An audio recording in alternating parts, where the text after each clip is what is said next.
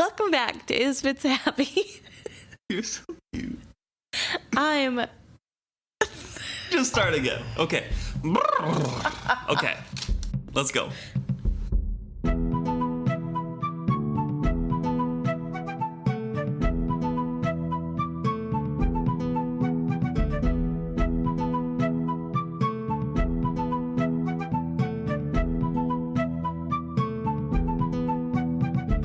Welcome back to Is Fitz Happy? I'm Emma.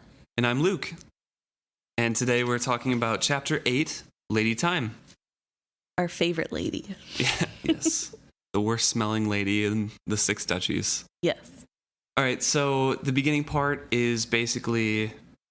It's not super relevant at this moment, but it's an interesting tidbit about how Fedrin loves the quote that the history of the Six Duchies is explained through its geography. Yeah. Basically just like all the duchy borders and like things that were fought over and stuff like that. Do you have anything specific you want to mention? Yes. So the very last line is, the Bear and the Vin rivers are what created the rich vineyards and the orchards of Tillith, as surely as the painted edges mountains rising above Sand's Edge both sheltered and isolated the folks there and left them vulnerable to our organized armies.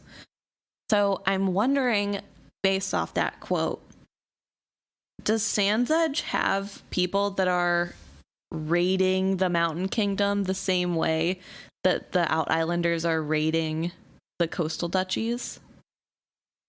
Maybe. I'm not sure. Let me bring up a map real quick. Because Sand's Edge is part of the duchies, right? We know that because of the tale of the woman who would have been queen there becoming the queen later. That was one of the central duchies. That wasn't Sand's Edge.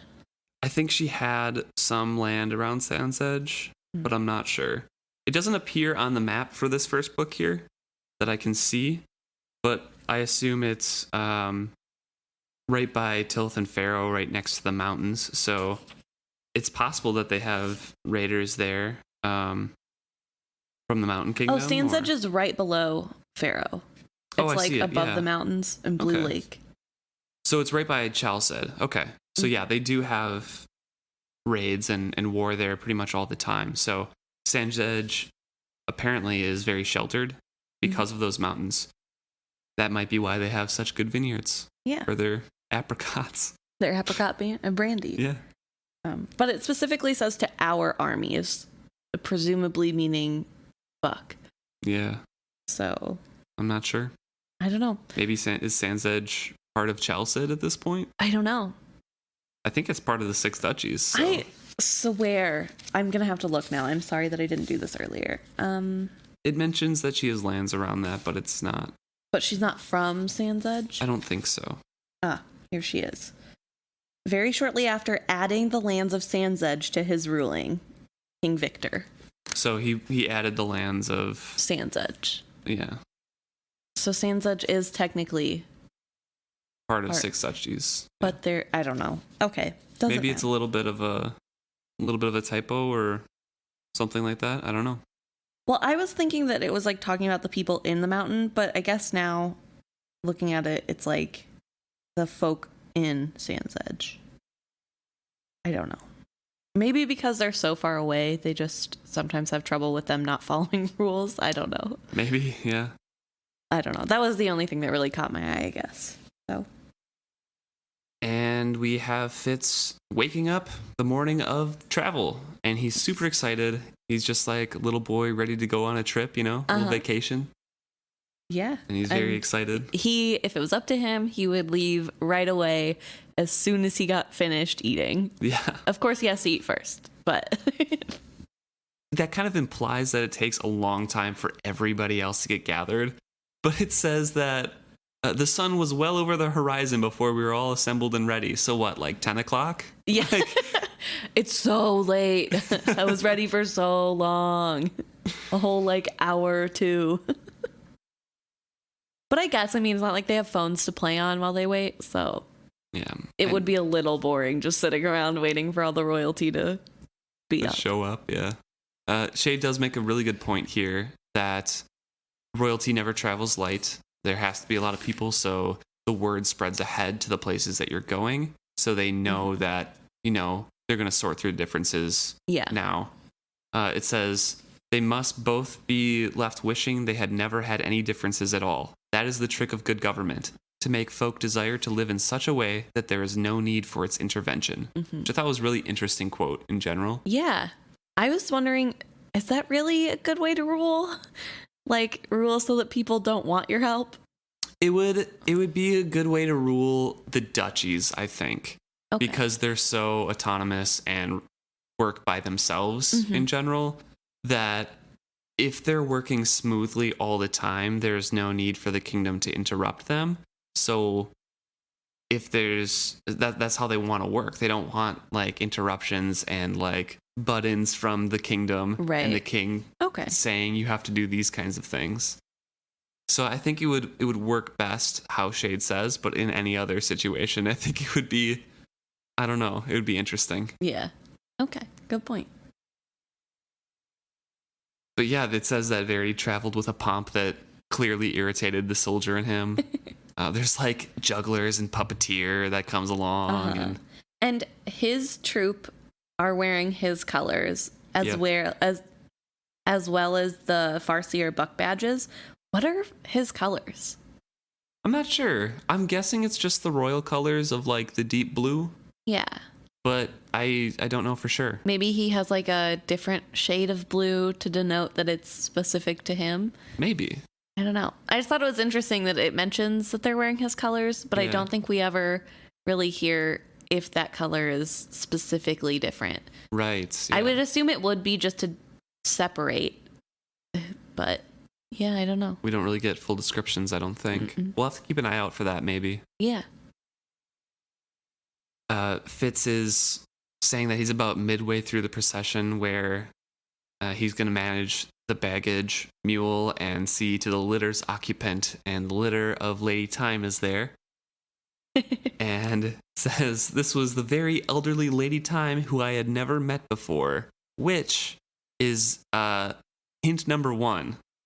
Because when Shade brings Fitz up for the first time and meets him for the first time, he asks Fitz, now, on to other things. Have you ever seen me before? And Fitz is like, no. And I realized for an instant how strange that was. And now Fitz has been led around the castle, has met more people, has been, introduced to a lot more people, has seen, some of the nobles and things like that.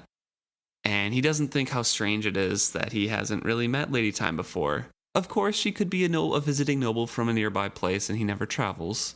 But still, it's hint number 1 that, this is Shade. So she's wrapped in a bunch of blankets and like shawls and things like that. And she has a perfume that permeates everything and makes his horse sneeze.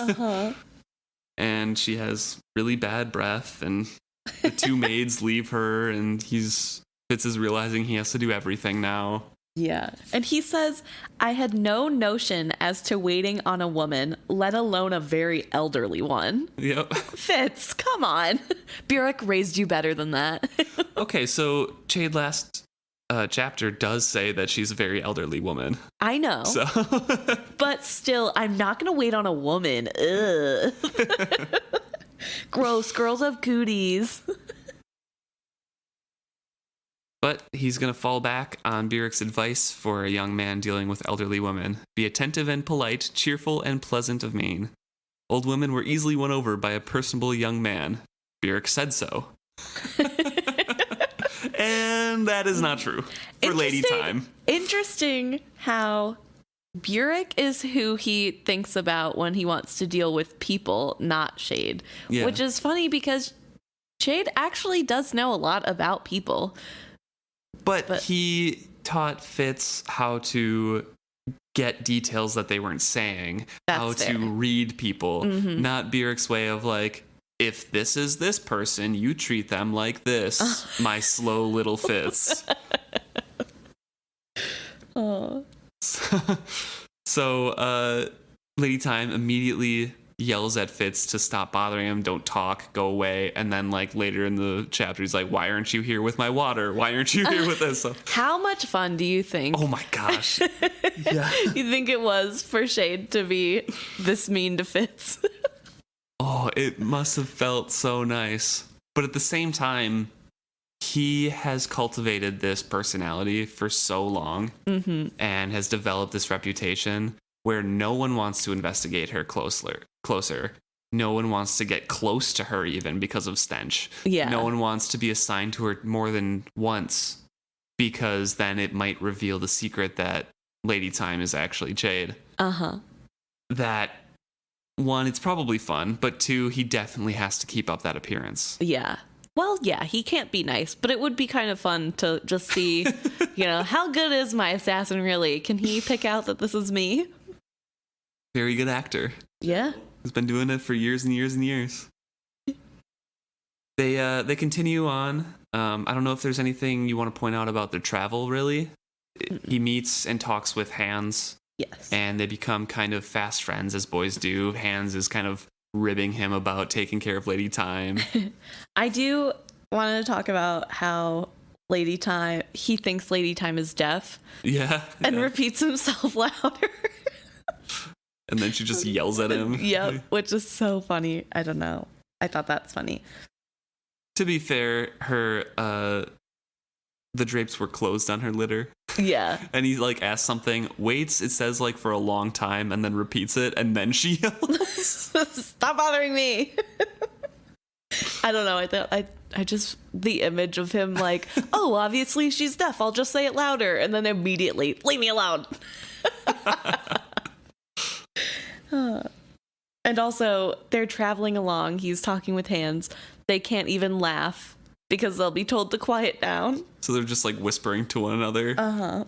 Ooh. She becomes very tyrannical and everything like that. And they do pass, I did want to say, as they're traveling, past some young ladies. Ooh, some shepherdesses. Showing their legs and knees to the sun, which they tied up their skirts on one side in a knot. They exclaim softly about it to each other. Oh, I hope that just means that they quietly and politely to each other say, wow, those are some pretty legs, and not like wolf whistle like creeps. Well, it says they sat on a stone wall and giggled and pointed and blushed at us while we passed. So then Hans and him are like, ooh. Ladies, hello. So they stop for the night. They Hans kind of jokes about what's to come, but doesn't warn him about anything. And is also teasing him because Lady Thyme has warned him that if he comes in to do any funny business with her, she has a knife. Yep. So Hans is like, ooh, your passion for Lady Thyme will get stopped by her knife. And it's pretty funny. Very teenage boy playfulness. Oh, yes. Which is great to see. Yes, it's nice to see him have a friend. Fitz doesn't have friends his age. Yeah. They wrestled a little bit, and then Lady Thyme shrilled threats at us for keeping her awake, and then spoke softly as he's talking about how no one wants his assignment, basically. Yeah. Because Lady Thyme is like that, and everyone knows that. Yeah. And at the end of the night, we see that he's putting his true mission out of his head until he has to face it, which is very Fitz. Oh, yeah. He loves to put everything off until he absolutely has to deal with it. It's just fun to see young Fitz is not any different. And he wakes up to an overwhelming stench of a brimming chamber pot outside of Lady Thyme's pavilion. Though my stomach had been hardened by cleaning stables and kennels, it was all I could force myself to do to dump it and clean it before returning it to her. Oh, yeah. That's disgusting. That's so Jade. You think if that's like real or if like he added stuff to it to make it grosser? Or? Like, for what purpose? to make people not want to do it again. So I guess, but also, I don't know. maybe he has bowel issues and just Possibly. Anyway. Oh, yeah. Not great. But Fitz goes on and still saying like he's ravenous because he then needed to fetch water and food for Lady Thyme and didn't have any time to eat for himself. Hans regarded his glum face with some sympathy and motioned me to ride closer to him. He leaned over to speak to me. Everyone but us had heard of her before, as was with a nod towards Lady Thyme's litter. The stench she makes every morning is a legend. Whitelock says she used to go along on a lot of chivalry's trips. She has relatives all over the Six Duchies and not much to do except go visit them. And there's another reference, hint number 2, because Shade last chapter said that he is the hand that went with chivalry's glove, and Lady Thyme accompanies chivalry all over the Six Duchies. Yeah. Conveniently has relatives everywhere. Okay, so the stench she makes, are we literally talking about her chamber pot? Or just because she makes such a big fuss, which can also be like you're making a stink about something? Both. 100% both. But I think more literally the stench, the literal stench from the chamber pot. So, when I first read it, I was like, oh, it's just because she makes a big stink. And I was like, But the captain of the guard, Whitelock or whatever, or the captain, one of the guardsmen, I don't remember what he is, has already set aside food for Fitz and is like, expect to eat in the saddle every morning. Which is very nice. Nice. Yeah, and at least they're, saving him food to eat. They're looking out for the poor sod who has to take care of Lady Thyme. And as they're talking, of course, it's interrupted by Lady Thyme. Yep. What are you doing up there? Discussing your betters, I've no doubt. Get back to your position. How are you to see to my needs if you are gallivanting ahead like that? I quickly reined Sudi in and dropped back to a position alongside the litter. I swallowed a great lump of bread and bacon and managed to ask, "Is there anything your ladyship requires?" "Don't talk with your mouth full," she snapped, "and stop bothering me, stupid clod." It was so hard not to laugh. Oh my gosh. Shade is like trying. Like, oh, you talking about your betters up there? Attend to me. Don't talk to me. Go away. Don't talk with your mouth full either. And I did want to point out, I don't think Bjork would appreciate the lack of manners of talking with your mouth full. True. So, really, he deserved that yelling. And then it kind of goes through, descriptions of the land that he's looking around with wonder because it's not Buckkeep anymore. It's not Bucktown, and Buckkeep Town. And there's a lot of complaints from Lady Thyme, and she gets more tyrannical. And it says, "I had no time to think about killing or not killing Lord Kelvar, even if I had wanted to." So I'm kind of curious if you think Shade was doing that on purpose, just to distract him to see if it was like part of a test, or to distract him because it was going to bother him, or just because he had to keep up the character. I think maybe it was just to keep up the character. That was my thoughts. It's just an added bonus. Right. Although he could have stepped it up a little. Yeah. Possible. Knowing that it would help take his mind off. Although I don't know. Fitz is kind of a one-track mind guy, so I'm sure Shade knows that. But yeah, I don't know. I'm not fully convinced it was on purpose. Although I do believe that Shade would try to be nice and help Fitz as much as he could, even in doing these mean things. Right. I mainly think it's because of the character as well. But they finally get to Neat Bay, and there's, an honored guard that meets them at the border. I just want to point out that they have spunky little dory boats. Thought it was spunky. But yeah, the honor guard does come to meet them, and Hans remarks that it's like two dogs sniffing each other bungholes. Yeah. And Fitz is just like, yeah, it's true. Yep, basically. Then they get to Neat Bay itself, the city, and Fitz is like, oh, this is actually kind of cool place to live. You know, this wouldn't be bad. Yeah. And Lord Kelvar kind of does a full formal introduction and greeting, and they have to stay on their stuff. And before the greeting, they have to take Lady Thyme, or Hands and Fitz have to take Lady Thyme to a particular inn that she insists on using. And I'm just wondering, why does Shade have her come and stay in an inn? I mean, what's the point of him being there if he's going to be in an inn? I think he mentions it next chapter, because I think Fitz finds out about Lady Thyme soon. Right. And I think Fitz is wondering, like, are you just watching over me kind of thing, like, to make sure I didn't fail? And I think he has an explanation. I don't remember what it is. Yeah, I don't know. I just feel like it seems odd because it would be pretty hard to slip away. I mean, nobody knows what he looks like, so I'm sure he could. Yeah. But if somebody comes to the room and she's not there to loudly complain, they'll probably think she died. So so you'd be pretty stuck to where, unless it was nighttime, I guess. But tune in next week. Yeah. For chapter 9. Let's see what happens. Anyway. Also, Lady Thyme leans heavily on his arm, and I'm like, oh, you would think Shade would have, I don't know, leaned on Fitz even jokingly at some point. I'm like just waiting for him to notice, I guess, and I was surprised he didn't. Not too surprised because it is Shade and he's very masterful in disguise, but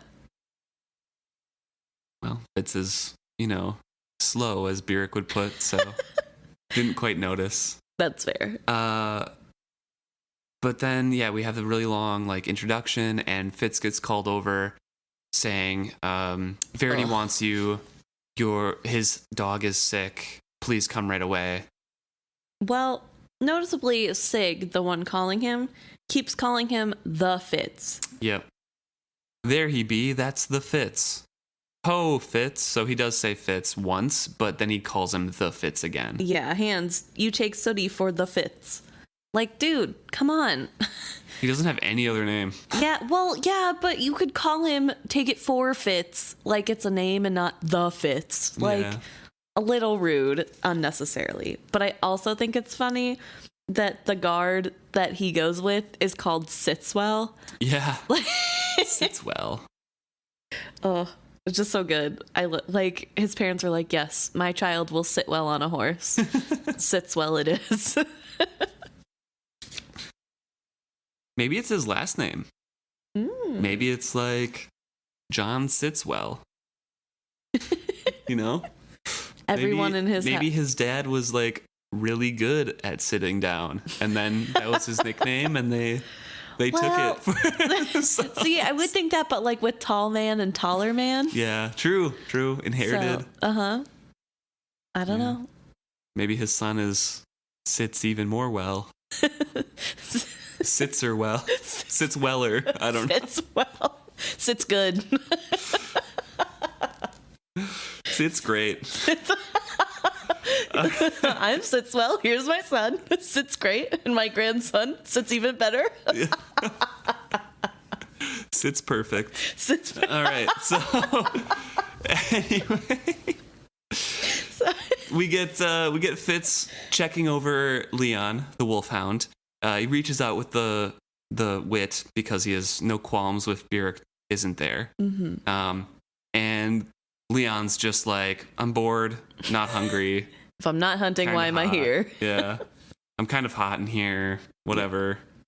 And Fitz makes a show of going over. I'm like, oh, he's just he doesn't want these table scraps of, pastries that were set out for Verity. But Fitz's stomach rumbles because he's still starving because he has to take care of Lady Thyme all the time. And he's like, just go get a bone for him because he's more bored and he would just want that as a toy in general. Yeah. Which is so cute. Yep. Just a little pup chewing on a bone. A hunting pup. Mm-hmm. Ready to tear the bone in half. No. Not right now. He's relaxing. But Verity then greets Fitz, and he gets straight to the point. He's like, "What's troubling Leon?" And he's very worried about his dog. Yes, he is. Again, he asks, "What's the matter with Leon?" And Fitz kind of remarks that was Verity's way. He, weeks had passed since we'd last spoken, but he took no time for greetings. Chade said it was a lack in him that he didn't make his men feel their importance to him, which is another mention that Chade does feel that there is that significant diplomatic lack in Verity of making everybody around him feel like they're in a king's presence, making them feel like they're important to a king. Yeah. And in defense of Verity, he just doesn't think there's need for all the frivolous comments. He doesn't. Yeah. If it's important, he'll know about it. And if it's not, why would we be talking about it? I mean, later he remembers Han's name. Like, he's like, "Oh, Hans can take care of your horse for you." And, like, that's a king in waiting remembering, like, the horse, the 14 or 15-year-old horse boy's name. Yeah. Like, that's what Verity is, though. He'll remember you and stuff. He just won't care. He'll assume that everything's going well until he hears otherwise. Like, it's just and a good-natured guy. Yeah, he doesn't believe in all the fanfare of court, which is admirable. Because, it's nice to see that you're not going to take part in the dumb, like, how's the weather today? But also, come on. Like, it's unfortunately needed. Yeah. And he doesn't have that. Yeah. That subtlety. Yeah. But Fitz kind of fills him in, like, nothing's really wrong with him. And Verity's like, "Well, like is not your right. Beric says you've away with the hounds," so I guess they check up with each other. And I'm thinking that's Chade kind of like saying, "Oh, and he's going to take care of your thing too," because Beric is very high praise of Fitz. So I don't think Beric and Verity talk very much one-on-one, but it's possible they might. I think they do, just because we know Verity is tasked with keeping up with Fitz and knowing how he's doing. He does exchange letters with Chivalry when he was alive as well, so they probably had conversations. Yeah, just to make sure, everything's going good. It's nice to think that they would. Yeah. But Verity is such an owner of a dog. He's like, "It's just that he seems so moony, and he usually has a good appetite for anything, but especially for anything from my plate." And he seemed kind of like abashed and embarrassed. Yeah. As if caught cooing at an infant. I didn't know what to say, Fitz thinks. Which is cute and so true of dogs. Growing up with my dogs, they love food more if you're trying to eat it. So I guess, like, if a dog is not bothered with anything that you kind of ate, and he had like a bowl of scraps that he had just kind of like snacked on or something, and Leon wasn't eating it, you'd be kind of worried. Yeah. But he was just bored and hungry, and there wasn't anything to hunt, so that's all the dog's thinking about. Oh yeah. But then Fitz is kind of caught in a whirlwind, getting ready to be part of the actual royal retinue rather than a serving boy. So he kind of gets dressed up, bathed, and ready with an actual serving man. Yeah, and it's weird. Just a real quick backtrack. Verity is just standing naked in front of Fitz for this whole thing. Yeah. I mean, he's drying off and starting to get dressed, but for the most part, this conversation about his dog is just dripping wet. Just in the nude. Mm-hmm. Yeah, it's at that one point where he's like, "Berg says you have a way with hounds." It says, "Verity bent down to dry his legs." Yeah. Like, it's just, he's just drying off. Which, a little weird. I mean... He's used to it. I mean, you have a serving man, like, he helps you get dressed and bathes you, like, every day. Yeah, that's fair. I understand that, but I still thought it was, like, a funny little... He's just... They also have the steam rooms at that's Bach true. as well, so they're used to just, like, seeing going everybody for a bath. Yeah, that's fair. That's a good point. It's just in their culture, I guess. Yeah. But yeah, so Fitz gets like bathed and gets his seams straightened out while he's getting dressed and everything, and kind of pulls his hair into a semblance of being, combed and straightened out because it has grown since it got cut. Yeah, and we do see the first hint of Fitz hating fashion. Yeah, that's true. Fashion isn't his strong point. He doesn't love getting all dressed up. Jerem insisted on straightening the seams on my new jerkin and seeing the oversized sleeves on my new best shirt hung to their fullest and most annoying length. Mm-hmm. Oh, this is so good. But then we see a comment from Verity, who comes back into the room. Yeah. And it says, "Blood will tell," said an odd voice from the entry. I turned to find Verity beholding me with a mixture of pain and amusement on his face. Yeah, because it really hasn't been that long since he lost his brother. Yeah. And Fitz looks almost identical. So it would be a little sad to see that. And I'm curious your thoughts on this next part, because Verity says, "No man can doubt who fathered you, Fitz. I wonder what my father was thinking when he told me to show you well.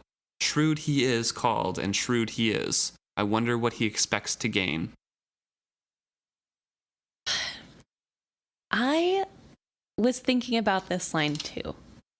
I don't know for sure, but I kind of was wondering if maybe he's meant to look more like chivalry to promote like the image of chivalry being there in spirit. And if Fitz is like a fan of Verity, then it feels almost like his father would have also been agreeing with what's going on, and maybe it's all just kind of for images sake. No, that was my thought too. And also maybe Lord Kelvar was one of those who really liked chivalry becoming the next king and wants that image there just to subconsciously remind him that it is still the royal family, and it's not just Verity here. It's just Verity representing the royalty. Yeah. And then I also had a thought that maybe Shrewd knows how young the wife is of maybe Kelvar. So maybe he wants Fitz looking his best, and so that whenever Kelvar dies, maybe it's setting up a future potential marriage alliance, or even just getting this young girl interested to flirt with somebody who's a trained spy. I also had an interesting thought that it might be just as an excuse to keep him up high on the table, because it says that he wasn't seated too far from the high folk in general. Yeah. So I was wondering, like, why is this boy sitting? Oh, he looks exactly like Chivalry. This must be Chivalry's illegitimate son. It might be just as a reminder of, like, it's okay for him to sit this close to people because they want him that close to hear everybody's conversations. True. Yeah, that's a good point. I think it's like a little bit of everything, and they're just like, he just needs to look good. Yeah, we want the image will do different things for different people. Because he is representing the royal family as well. Yeah. Because he was recognized, so he does have to look good. Yeah. But Verity goes on to say, that is his, meaning Shrewd's, kind of kingship, and I leave it to him. Mine is simply to ask a foppish old man why he cannot keep his watchtowers properly manned. And that, again, shows the bluntness of Verity. He doesn't need to talk around the problem. Yep.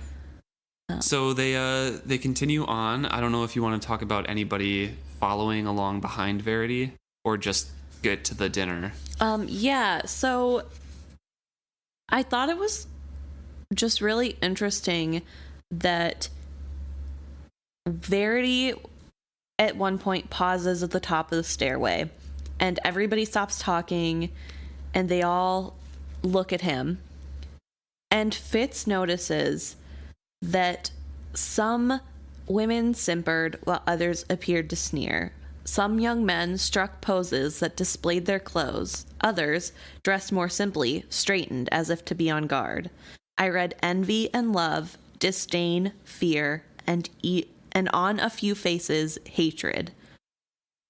And I just think it's a little bit scary to think that so many people aren't trusting Verity. They don't like him. It's just very obvious now that there are so many people that just aren't really sure that he's going to be a good king. Life of a celebrity in the spotlight. I guess so, And with the whole, he was the second son thing, it's very shaky ground. And that's why Trude and Shade, I'm sure, tried their hardest to make sure that Verity was seen as going to be a good king. And then this whole red chip raiders thing happened and is undermining it even more. So it's a very rough time to be in the royal family. Yeah, and there's only one of those emotions, love, that's a positive emotion on people's face. I don't know. Yeah. It would, and I feel bad for Verity because he has to he has to notice this too, right? Maybe he doesn't because he kind of doesn't care. But that would be really hard. He knows who his brother was. Oh yeah. We get a description of Kelvar here, that he's not really foppish as Verity describes him. He's an aging warrior. He wants to be, still in his prime. He has the gait of a great swordsman. He keeps his hair pulled back in a thinning warrior's tail. Mm-hmm. But he is getting older. He has extravagant clothes now. He's looking kind of thin. And then Lady Grace comes out as well, and she's like decked out in all of these jewels and stuff. And Fitz can kind of make these appraisals right off the bat, and he's pretty great at all of his observations and kind of nails everything. Yeah. Right away, which just goes to show how well Shade trained him. Yeah. I think an interesting thing to note about Lady Grace is that she's probably only a handful of years older than Fitz. So she's looking at upper teens, 18, 19 maybe. Which is really gross. Yeah. And I feel really bad for her. And I totally understand how at 18 or 19, I don't know that she was forced. We don't really know much about marriage in the duchies, but you could see how you would not really care about a kingdom. You're getting showered in gifts and it's well, this is great. Better than how I was living before. Yep. And Fitz kind of makes the observation that she is probably from the quote simple folk, meaning just common born in general, and was raised to this position, so she doesn't really have training or anything like that. Yeah. But she does have have a dog. A feist. Yep. A little dog. And Robin Hobb kind of distracts us from the full conversation by having Fitz immediately after going, I just dismissed that conversation from my mind, and then getting excited to go in the retinue, learning about Lady Thyme, hearing about all of her tyrannical things and on the bad stench, hearing about Leon the Wolfhound and how these people look at Verity, and then just kind of slipping in, and there was a feist. So the first time I read this, I kind of completely skipped over that, and then when I looked back, I don't remember if it was when it actually happened or a couple chapters later. I'm just like, oh, okay. I don't know about how it was for you when you first read. I feel like I definitely fell into the trap of not paying too much attention to the fools thing. It was just she does a really good job about that. Yeah, because it's just so out of the blue and so weird and so different. You definitely can think back on it and think about it because it stands out, but it's just 2 pages or something in a chapter. So yeah, no, I don't even know if I caught the first time around that it was specifically a feist dog, or if I saw it, I didn't so it with the weird phrase the fool had said. Fitz fixes, feist fits, that suffices. Yeah, so Fitz here kind of just diagnoses it that Kelvar was watching her perform flirtations with the prince and just trying to fit in at the royal table, and Fitz is like, oh, there's more than half of our problems with keeping the watchtowers manned. And he was obviously still hungry. It shows like that's the next part. Yeah, well, dinner was a trial to me because he can't just eat normally. Yeah, he has to go through like the manners that he learned. But my favorite thing he says about the food is that it was an impressive display of good food,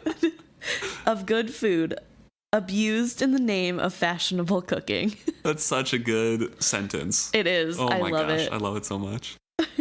And I love food in all forms. I mean, sometimes you just want a hunk of meat and some bread, you know, some mashed potatoes.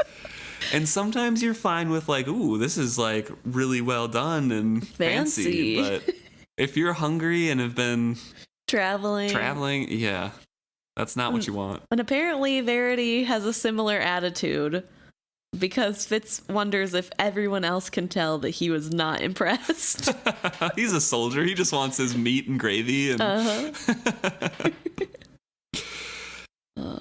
but he learns some things from conversations around him, and his dinner companion is talking about how it's hard to get certain I think it's like fabric, yeah. Linen fabric from the inland duchies.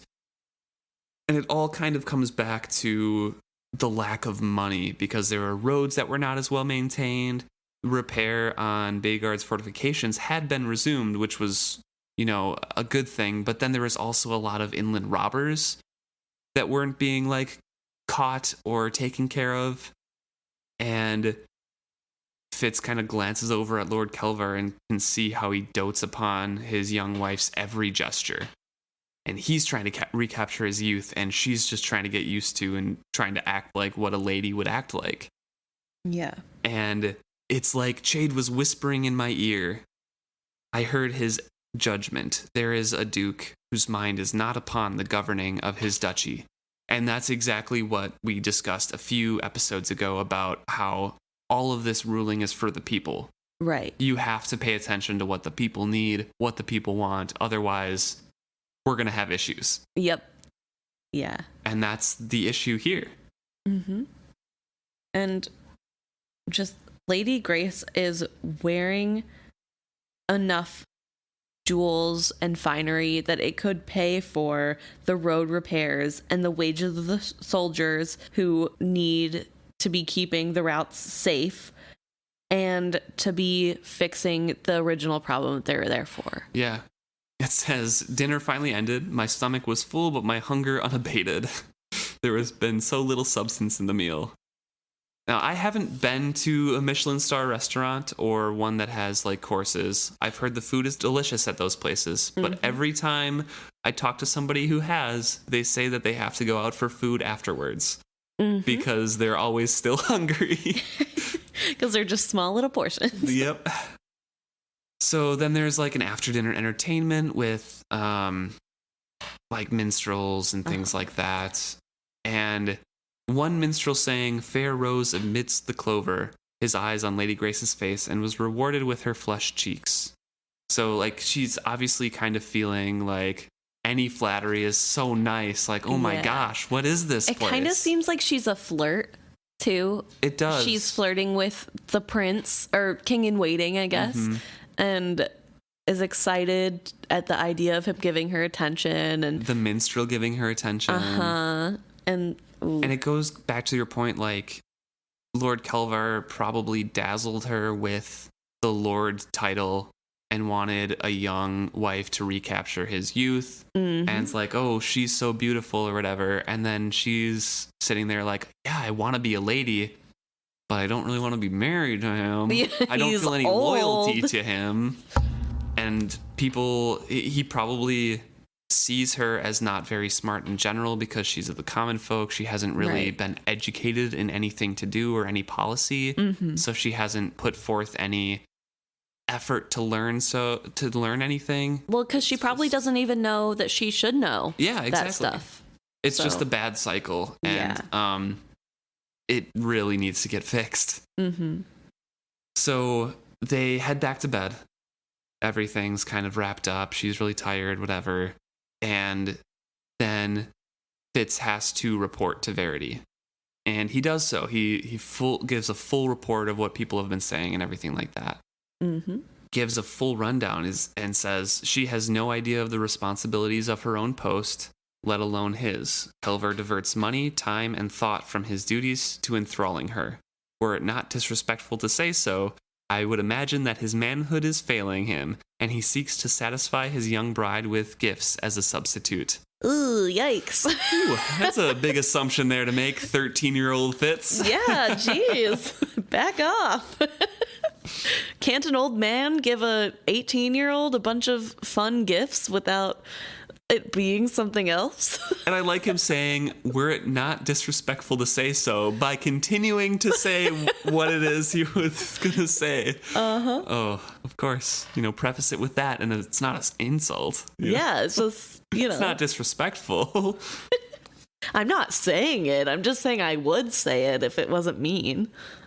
But Verity, he receives all this. And as much as I adore Verity as a person, he is such a bad king in this moment. Yep. And he's like, chivalry, this is his kind of not mine. You sound like your father, and were he here, he'd find some subtle way to handle this whole situation. He would have had it solved by now with one of his smiles and a kiss on someone's hand. But that's not my way, and I won't pretend to it. He shifted it kind of uncomfortably around, and then he's like, he's a man and a duke. He has his duty. He's to man that tower properly. It's simple enough, and I tend to tell him that bluntly. And I'm not going to make it into some diplomatic dance. Yeah. Which is his whole failing as a king. Yeah. This is what, even though his work was vital with the Red Ship Raiders, when he is skilling the whole time, Shrewd is failing and can't really keep up with the diplomatic side. Mm-hmm. So Verity really needs to take some of that on. And that's why a lot of the kingdom turns against him. They turn to Regal because Regal is taking care of that diplomacy. Yep. And it is really frustrating. Yeah, it's frustrating to read.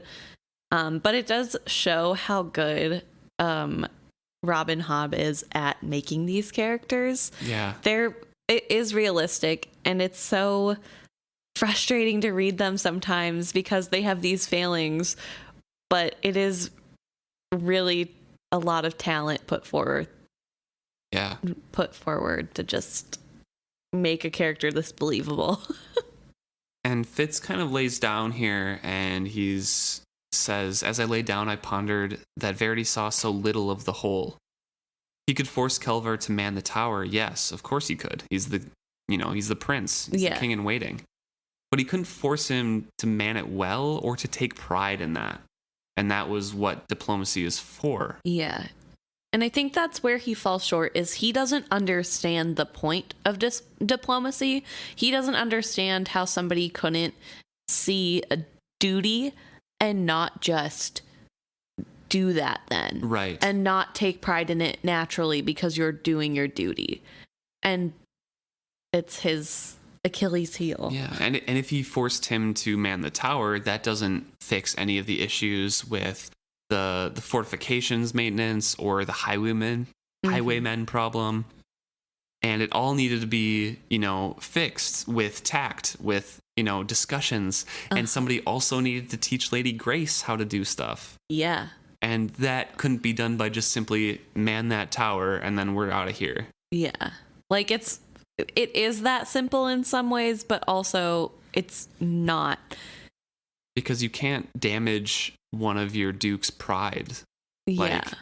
That would ruin your relationship with them. Like, you can tell him to man the tower, but you can't tell him, you have to fix this, and help your wife be better.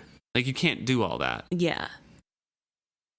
And I think the thing that frustrates me most is Verity's lack of willingness to try. Right. He's not even going to think about it any other way. He's not going to try to be the kind of ruler chivalry was. And do you think that he's doing that because he is embarrassed that he isn't as good as chivalry was? I think so. I think he's comparing himself to his brother. Mm-hmm. And I think he's done that all of his life. Yeah. He settled down into his own niche of being the soldier of being a very good follower of commands, of being, you know, the person that he is. And then he was thrust into this. And now all he can think about, like, oh, I wish chivalry was here. Mm-hmm. And it's just doubly compounded on the fact that he just passed away. Yeah. So it's tough time. So maybe Fitz was supposed to look like chivalry to remind Verity, Ooh, like, what would chivalry do? that's a good one. Doesn't work, No. but Exact opposite, actually. so what do you think about Fitz this chapter? How's he feeling? Honestly, I feel like he's pretty neutral. I'm not going to say he's happy because I think he's nervous about what the next steps are to fix this problem. And he also had to deal with Lady Thyme for 5 days, which would be awful. Yeah. But I also don't think he's sad for once. I think we have a whole chapter of no sadness. I think there's just, like, I don't know, uncomfortableness a little bit, but And frustration. definitely frustration. But But in general, yeah, I don't think he was sad, which is really good. yeah, woo! First chapter, I think. Yeah. But yeah, so I don't think I'd say he's happy, but I think for once he's not sad either. All right, well, thanks for listening to this week's episode. If you have anything to add, please join in on the conversation by emailing us at isfitshappy@gmail.com, going to our website at isfitshappy.com, or any of the social medias at the same. Yeah, we really like it when you guys interact with us, and we also want to say thank you to everyone who has been recommending us to their friends and family and helping us grow.